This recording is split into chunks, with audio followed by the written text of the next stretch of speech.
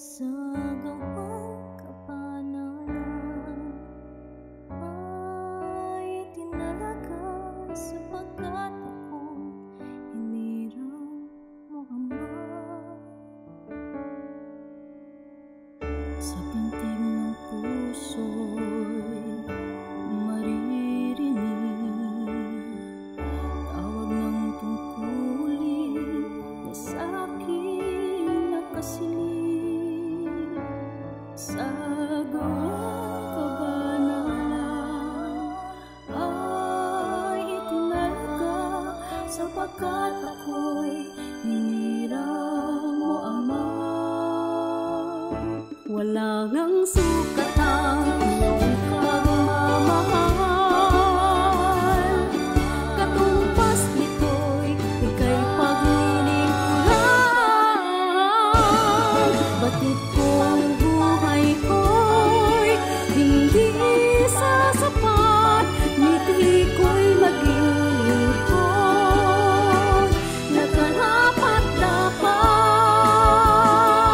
Ano nga bang ipaglilingkod ko? Munting tinig at papuring handog sa'yo. Ano nga bang ipaglilingkod ko? Buong buhay ko'y ihahandog sa'yo. Ama, mga utos mo'y aking susundin. Kagalakan mo ay aking gagawin. Ama, sa awit mo ika'y pupurihin. Sa musikang ito ika'y haharanahin. Ama, oh Ama, paggawa ko'y tanggapin upang sa'yong pagdating ika'y aking makapiling.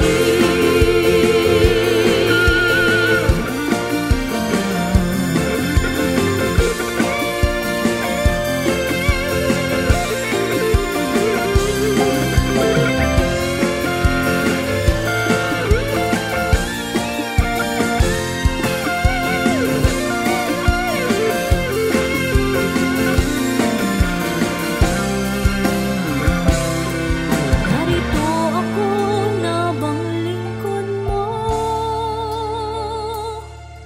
magpapakasakdal at magiging karapat-dapat sa'yo. Magtatapat ng buong puso sa'yo. Halika, ibigin tapat ang lahat ng inibig mo,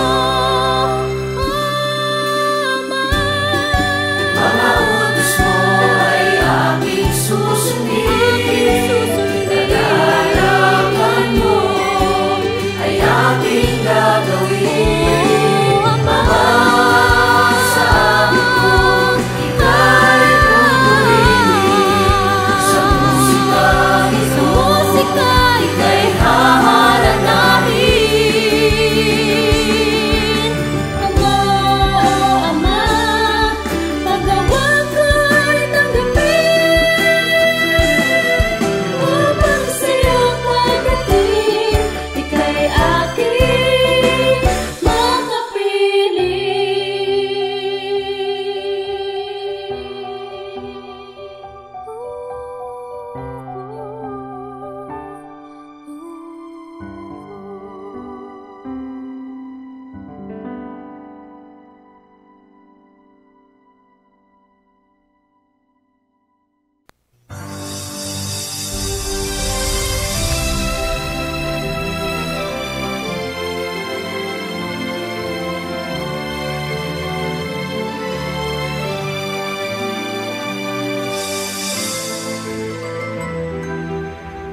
Kapayapaan po ang sumainyo, mga mahal po naming mga taga-subaybay.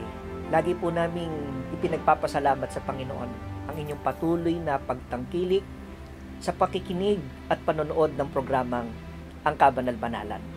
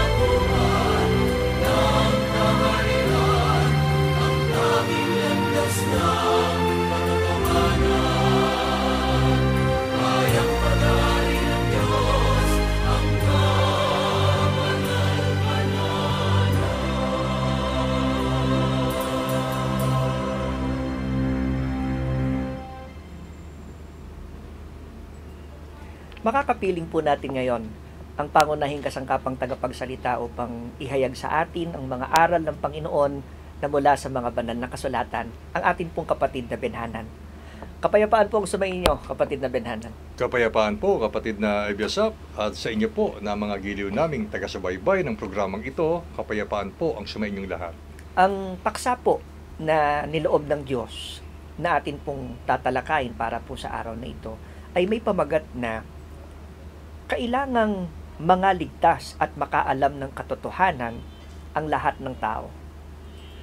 Hindi po kailanman ipinagkait ng Diyos ang atin pong mga pangangailangan sa araw-araw. Pangangailangan ng ating mga mahal sa buhay. Kung hindi po niya ipinagkakait ang araw-araw nating pangangailangan, alam niyo po bang may higit at lalong kailangan tayo na kailanman ay hindi niya rin maaaring ipagkait sa atin? Opo, nakahanda niyang ipagkaloob ito ang patungkol sa kaligtasan ng ating mga kaluluwa. Pasimulan po natin ang ating pag-aaral. Kapatid na Benhanan, tungkol po sa kalooban ng Diyos para sa lahat ng mga tao. Ano nga po ba yung damdamin ng Diyos na nais na buksan para po sa lahat ng mga tao na kanyang pinakaiibig? Alam niyo po, mga giliw naming taga-subaybay, isang bagay ang tiyak. Pagka po ang pinag-uusapan ay ang damdamin na iniuukol ng Diyos sa sangkatauhan, nakatitiyak po tayo na ito po'y pawang sa ikabubuti ng tao. At yan po ay mababasa natin sa unang Timoteo 2:3 at 4. Pakibasa po, kapatid na Ebiasap. Narito po ang sagot ng Biblia sa unang Timoteo Kapitulo 2, versikulo 3 hanggang 4. Ito'y mabuti at nakalulugod sa paningin ng Diyos na ating tagapagligtas, na siyang may ibig, na ang lahat ng mga tao'y mga ligtas at mga kaalam ng katotohanan. Isang bagay po ang tiyak, mga giliw naming mga taga-subaybay, ang damdaming iniuukol ng ating Panginoon Diyos na tagapagligtas ay para po sa ikabubuti ng sangkatauhan. At alinsunod po sa ating narinig, ang Panginoong Diyos ang may ibig na ang lahat ng mga tao'y mga ligtas at mga kaalam ng katotohanan, sapagkat hindi po kaila sa atin po na ang tao ay nangangailangan ng tinatawag na kaligtasan, kapatid na Ebiasap. At ito po ay bunga ng hindi nila pagkaalam ng katotohanan. Tandaan po natin, mga giliw naming mga taga-subaybay, mayroong pinakananasa ang Diyos para sa atin na mga tao.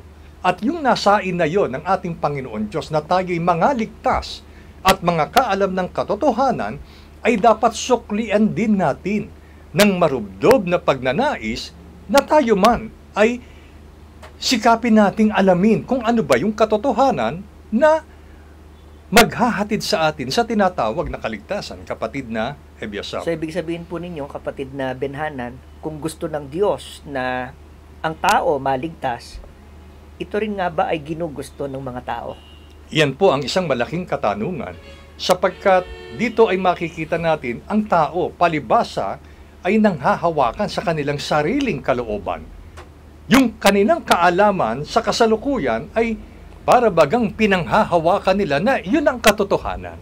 Pero bakit nga po sinasabi ng mga talatang ito, higit sa katotohanang dapat malaman ng tao ay ang katotohanang mula sa Panginoon. Sapagkat ang Diyos lamang ang otorisado para po maghayag ng kung ano ang katotohanan. Apo. At tungkol po sa katotohanan ito, mga mahal naming mga taga-subaybay, kapatid na Benhanan, tukuyin po natin. Ano nga ba itong katotohanang tinutukoy ng Biblia na ibig ng Diyos na maipaalam sa lahat ng mga tao? Titiyakin po ito ng mga banal na kasulatan, kapatid na Ebiasap. Sabi ko nga kanina, may mga katotohanan na pinanghahawakan ang tao na ang batayan ay ang sarili nilang pagkaunawa at sa kung ano lang ang kanilang nalalaman. Pero isang bagay po ang itinuturo ng Biblia at ito ay mababasa sa San Juan 8:32 kasama ang 34. Pakibasa po, kapatid na Ebiasap. Narito po ang sagot ng Biblia sa Juan Kapitulo 8, versikulo 32, kasama ang 34. At inyong makikilala ang katotohanan, at ang katotohanay magpapalaya sa inyo. Sinagot sila ni Jesus, katotohanan sinasabi ko sa inyo, ang bawat nagkakasala ay alipin ng kasalanan. Maliwanag po ang ating narinig, mga giliw naming mga taga-subaybay. Samantalang ang tao ay hindi nauunawaan at hindi nalalaman kung ano ang katotohanang binabanggit ng atin pong unang mga talatang nabanggit, ay mananatili ang tao ay alipin ng kasalanan. Kung bakit? Sapagkat, gaya po ng aking nasabi kanina, kapatid na Ebiasap, samantalang ang tao ay hindi po nauunawaan ang katotohanan ng ating Panginoon, yung katotohanang nalalaman nila na ang batayan ay ang sarili lamang nilang kalooban o kagustuhan, ang tao ay hahantong sa pagiging alipin ng kasalanan. Mula sa pagiging alipin ng kasalanan, ibig ng Diyos na sila po ay mangaligtas. Ibig ng Diyos na tayo pong lahat ay maiahon sa isang kaaba-abang kalalagayan, bunga ng pagkaalipin ng kasalanan. At narito, sinasaysay po sa atin ang kahalagahan ng katotohanang ibig ipaalam sa atin ng Panginoon, sapagkat maliban sa katotohanang inihahayag o ihahayag sa atin ng ating Panginoon Diyos, kailanman ay hindi tayo makalalaya sa pagkaalipin ng kasalanan, sapagkat alinsunod sa ating narinig, ang katotohanan ang magpapalaya sa atin.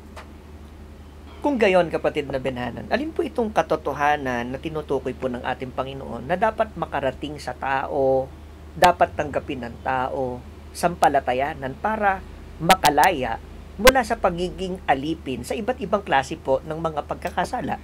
Ito po ay sasagutin ng tuwiran ng atin pong mababasang talata sa kanyang 1:17. Pakibasa po, kapatid na Ebiasap. Narito po ang sagot ng Biblia sa Juan Kapitulo 17, versikulo 17. Pakabanalin mo sila sa katotohanan, ang salita mo'y katotohanan. Maliwanag po ang ating narinig. Ang katotohanang binabanggit ng atin pong paksang aralin sa araw pong ito ay tungkol po sa katotohanan ng Diyos. Alin ang katotohanan? Alinsunod sa ating narinig, ang salita ng Panginoon ang katotohanan na marapat malaman ng tao. Kung ito ay marinig, malaman at sampalatayanan ng tao, mangyayari sa kanya ang pagkalaya niya mula sa pagiging alipin ng kasalanan. Ang isang bagay na turo na hindi naman ayon sa kalooban ng ating Panginoon ay masasabi nating hungkag sa katotohanan, kapatid na Ebiasap.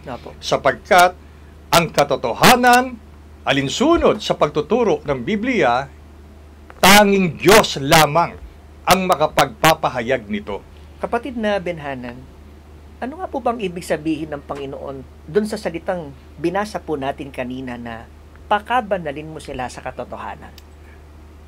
Ang ibig sabihin po, at kahulugan ng salitang pakabanalin mo sila sa katotohanan, ito ay naghahayag na walang ibang maaaring magpabanal sa tao maliban sa katotohanan ng Diyos na ito'y tumutukoy sa kanyang salita, sapagkat alinmang katotohanan na hindi salig sa salita ng Panginoon kailanman ay hindi po magpapabanal sa tao.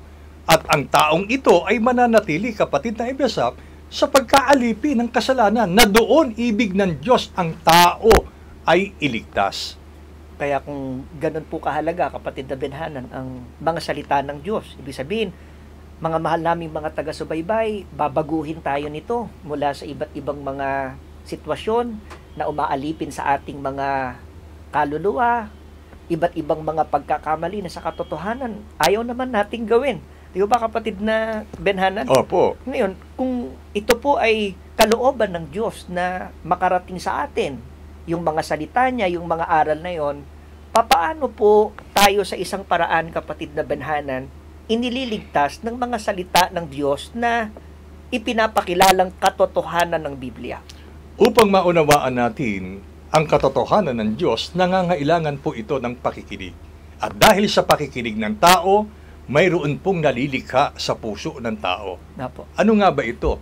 Pakibasa po ang Roma 10:17 sa Tagalog Popular Version. Narito po ang sagot ng Biblia sa Roma Kapitulo 10, versikulo 17. Kaya't ang pananampalataya ay bunga ng pakikinig, at makakapakinig lamang kung may mangangaral tungkol kay Kristo. Maliwanag po ito, mga giliw naming mga taga-subaybay.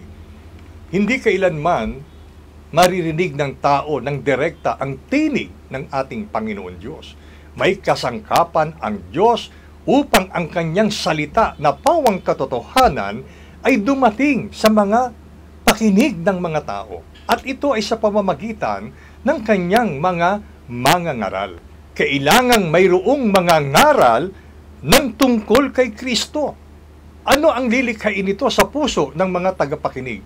Sabi ng Biblia, sa pamamagitan ng pakikinig ay malilikha ang pananampalataya sa mga aral ng ating Panginoong Diyos na si Kristo Jesus, kapatid na Ebiasap. Opo. Kaya kung ganun po, kapatid na Benhanan, ang isang maaaring tanong ng ating pong mga tagapakinig, ng ating mga mahal na taga-subaybay, nakikinig naman po sila ng aral. Opo. Maraming maaaring nakapagtuturo. Pero paano po makikilala ng tao kung ang aral na kanilang napapakinggan ay mula po ba sa Panginoon at mula lamang sa tao? Malaking bagay po itong inyong itinatanong, kapatid na Ebiasap, sapagkat hindi naman kaila po sa atin na talaga namang marami ang nagtuturo at nangangaral na ang kanilang ginagamit ay Biblia din. Sa inyong katanungan, aalamin natin, paano nga ba masasabit mapatutunayan ng isang taong nakikinig ng aral ay kung ang aral ba na kanyang napapakinggan ay mula sa Panginoon o mula lamang sa tao? Pakibasa po ang San Juan 7:17, ganito po ang inyong mapapakinggan. Narito po ang sagot ng Biblia. Kung ang sino mang tao ay nag-iibig gumawa ng kanyang kalooban, ay makikilala niya ang turo, kung ito'y sa Diyos o kung ako'y nagsasalita na mula sa aking sarili. Ito po ay nasa panig na po ng tagapakinig. Kung ang sino mang tao ay nag-iibig na gumawa ng kalooban ng Panginoon, sabi ng Biblia, makikilala niya po ang turo. Mga giliw naming mga taga-subaybay, ang aral ng Diyos na ating napapakinggan, yun po ang hihikayat sa atin upang gawin kung ano ang kalooban ng ating Panginoon Diyos. At makikilala po natin ang turo na mula sa Kanya sa pamamagitan po ng pakikinig, sapagkat pawang nakabatay sa kung ano ang nasusulat sa Biblia, kapatid na Ebiasap. Opo. Kapatid na Benhanan, para po maunawaan ng mga tao ang totoong aral na itinuturo ng ating Panginoong Diyos, ano po yung ginagawa niyang paraan para dumating sa kanila ang tamang pagkakilala? Alam niyo po, ganito kabuti ang ating kataas-taasang Diyos. Inihayag niya ang kanyang kalooban, ang kanyang damdamin na ang lahat ng tao'y kailangang mga kaalam ng katotohanan at mga ligtas. Pero hindi po na doon natatapos ang kanyang papel na ginagampanan sa atin na mga nilikha niya, kapatid na Ebiasap. Opo. At ito po ay mababasa natin sa Lucas 24:45. Pakibasa po. Narito po ang sagot ng Biblia. Nang magkagayoy binuksan niya ang kanilang mga pag-iisip upang mapag-unawa nila ang mga kasulatan. Ito ang tinatawag na paggabay ng Espiritu Santo, mga giliw naming mga taga-subaybay. Para ang tao ay makaunawa ng mga katotohanan na pawang salita ng Panginoon, may papel na ginagampanan sa atin ang ating Panginoon Diyos. Ano sabi ng talata? Binubuksan niya ang kanilang mga pag-iisip upang ang kanilang napapakinggan ay mapag-unawa nila. Sa makatwid, kapatid na Ebiasap at mga giliw naming taga-subaybay, ang Panginoon Diyos ay sumusubaybay sa lahat ng mga tao na nagnanais alamin o makaalam ng kung ano ang katotohanan ng ating Panginoon. Kung kaya natin nauunawaan ang salita ng Panginoon ay hindi po dahil sa mas mataas ang ating pong kaalaman. Opo. Hindi po maaaring sabihin ng tao na kaya ko nauunawaan ay sapagkat mataas ang aking kaalaman sa buhay na ito. Maliban ang Panginoon Diyos ay gumawa sa buhay natin sa paraan na buksan niya ang ating mga pag-iisip, doon pa lamang natin mauunawaan ang tunay na mga salita ng Diyos. Napakalinaw po nun, mga mahal naming mga taga-subaybay. Kaya naman, patuloy po nating bigyang daan ang programang ito ng kabanal-banalan na papakinggan ang mga aral ng Panginoon at tiyak na ang Diyos ay magbibigay ng sapat na kaunawaan upang maintindihan natin ang kanyang mabubuting plano lalo na sa kaligtasan ng atin pong mga kaluluwa. Kapatid na Benhanan, kung nakikinig na po ang tao sa mga aral na itinuturo ng Diyos, paano po naman mapapatunayan na ako'y totoong naniniwala, sumasampalataya, o nauintindihan ko talaga o nauunawaan ko yung mga aral ng Panginoon? Alam niyo po, mga giliw naming mga taga-subaybay, may mga nagkiklaim na sila man ay nakaalam ng katotohanan ng ating Panginoon Diyos. Sa atin po, na mga sumusubaybay ng programang ito, may isang bagay na dapat po tayong alamin at siyasatin sa ating mga sarili. Ano ba ang dahil at layunin ng ating pong pagsubaybay? Ang makaalam lang ba na kung ano ang kalooban ng Panginoon? At pagkatapos ay wala lang? Ito po ang sabi ng Biblia, Kawikaan 4:4. Narito po ang sagot ng Biblia. At tinuruan niya ako at nagsabi sa akin, pigilan ng iyong puso ang aking mga salita. Ingatan mo ang aking mga utos at mabuhay ka. Narito po, mga giliw naming mga taga-subaybay, ang pagkaalam at pagnanais na alamin ang salita na pawang katotohanan ng ating Panginoon Diyos ay hindi po dapat manatili lang sa ating isip. May tinatawag po kasing head knowledge, kapatid na Ebiasap, na sa kabila ng kanilang pagkaunawa sa salita ng Panginoon ay hindi naman makita ang aplikasyon nito. Kailangan po ang malikha sa puso ng bawat tao na nakikinig ng mga aral at katwiran ng Panginoon, dapat pong lumikha ng pananampalataya at hindi lamang kaalaman sa ating pag-iisip. Ibig pong sabihin, kung ano ang marinig po natin na sinasabi ng banal na kasulatan, yun po ang ating isakabuhayan, sapagkat malinaw po ang ibinibilin sa lahat ng mga naturuan ng mga salita ng Panginoon. Ano sabi? Pigilan natin o ingatan natin sa ating mga puso ang mga salita ng ating Panginoon Diyos na atin pong naririnig at sinampalatayanan sa ikabubuhay. Opo, dahil sa pananampalataya natin sa salita ng ating Panginoon Diyos, kinakailangan po mahayag ito sa pamamagitan ng ating mabubuting gawa para po sa ikabubuhay natin, kapatid na Ebiasap. Opo, at napakalinaw din po nun, kapatid na Benhanan, di ho ba? Sinabi din po ng Biblia na hindi lang po talaga basta gawin, di ho ba? Opo. Kundi mabuhay ka, sabi ng kasulatan. Ibig sabihin, mga mahal na taga-subaybay, ito na po yung dapat nating maging buhay. Dito tayo lumakad sa mga turo at aral na atin pong napapakinggan upang tayo po ay mapabuti. At hindi lang basta mapabuti, kundi maligtas nga tayo gaya ng ating narinig kanina.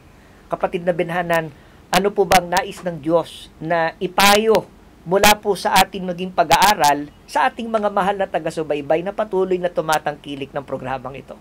Mga giliw naming mga taga-subaybay, pansinin po natin at lubos nating pakinggan ang talatang babasahin sa Hebreo 3:7 hanggang 8. Narito po ang sagot ng Biblia. Gaya nga ng sabi ng Espiritu Santo, ngayon, kung marinig ninyo ang kanyang tinig, huwag ninyong papagmatigasin ang inyong mga puso, na gaya ng sa pamumungkahi, gaya ng sa araw ng pagtukso sa ilak. Narito po ang isang napakahalagang payo mula sa banal na kasulatan na ibig iwan sa atin po ng mga pag-aaral na ito. Mga giliw naming taga-subaybay, samantalang dumarating sa inyong pakinig ang mga pagtuturong ito ng programang Ang Kabanal-Banalan, ay gaya ng ang tinig ng Panginoon Diyos ay dumarating sa inyong pakinig. Ang sabi ni Apostol Pablo mula sa panawagan ng Espiritu Santo, kung marinig po natin ang tinig o aral ng ating Panginoon, huwag po nating pagmatigasin ang ating mga puso. Sa halip, magkaroon po tayo ng pusong handang umunawa, tumanggap at sumampalataya sa kanyang mga salita upang matanggap din natin ang kaloob na kaligtasan sa pamamagitan ng pananampalataya natin sa Diyos. At dito namin kayo hinihikaya, mga giliw naming mga taga-subaybay, mula sa tapat na puso, kung paanong ang Panginoon Diyos ay tapat sa kanyang nais na mangyari sa sangkatauhan, gayon namin ninanais na kayo po ay makasama namin sa isang pagdilingkod at masayang pagsasama-sama tungo sa ikaliligtas ng ating mga kaluluwa. At sa pamamagitan po ng paksang araling ito, ibig naming idalangin kayo sa pamamagitan po ng isang panalangin. Kapatid na Ebiasap, pangunahan niyo po ang panalangin. Apo. Tayo po ay manalangin. Aba, Panginoon naming Diyos, salamat po ng marami sapagkat patuloy mo kaming inaakay na mapabuti ang aming mga kalagayan, ang aming mga mahal na tagapakinig, mga taga-subaybay na lagi pong naglalaan ng oras at panahon ukol dito. Panginoon, biyayaan mo sana sila ng pananampalataya. Tulungan mo sila, Panginoon, na lubusan nilang tuklasin at alamin ang iyong mga kalooban. Maawa ka, Panginoong Diyos, yamang ipinapaalam mo ang iyong katotohanan alang-alang sa kanilang ikaliligtas. Dalangin namin sa iyo, Panginoon. Lagi na'y makipag-usap ka sa kanila. Maranasan nawa nila at madama ang iyong Espiritu Santo. Sa ganito, hanapin nila ang iyong mga turo. Dito sila mabuhay, dito sila manatili. Idinadalangin namin, hindi lamang ang aming mga taga-subaybay, kundi ang lahat ng mga tao na nangangailangan ng iyong pagliligtas. Ibigay mo din nawa ang pagkakataong marinig nila ang mga aral mo na itinuturo sa pamamagitan ng programang ito. Sa iyo namin buong galang na ipinagpapasalamat, ipinagtatagubili ng lahat. Sa pangalan mo pong Diyos at Kristo Jesus, ikaw po ang nag-iisa naming tagapagligtas. Amen. Maraming salamat po sa inyong pagtangkilik sa palatuntunang ito ng Kabanal-Banalang Iglesia ng Diyos kay Kristo Jesus. Ang programang ito ay maaari ding mapanood sa pamamagitan ng Facebook Premiere, araw-araw sa ganap na 7:00 ng gabi. I-search lamang ang ating official Facebook page na MHC Media. Kung nais po ninyong mapanood ang iba pa naming mga pagtatanghal, mag-subscribe sa ating official YouTube channel na The Most Holy Church.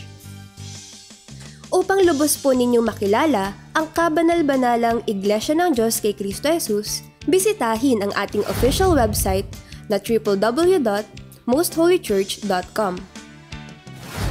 Para naman sa inyong katanungan, prayer request, o libreng Bible study sa inyong tahanan, tumawag o mag-text sa mga numerong ito. Sa Smart or Talk and Text, 0909-555-5009. Sa Globe or TM, 0926-383-0454. Sa Dito SIM, 0991-419-2027. Maraming salamat po!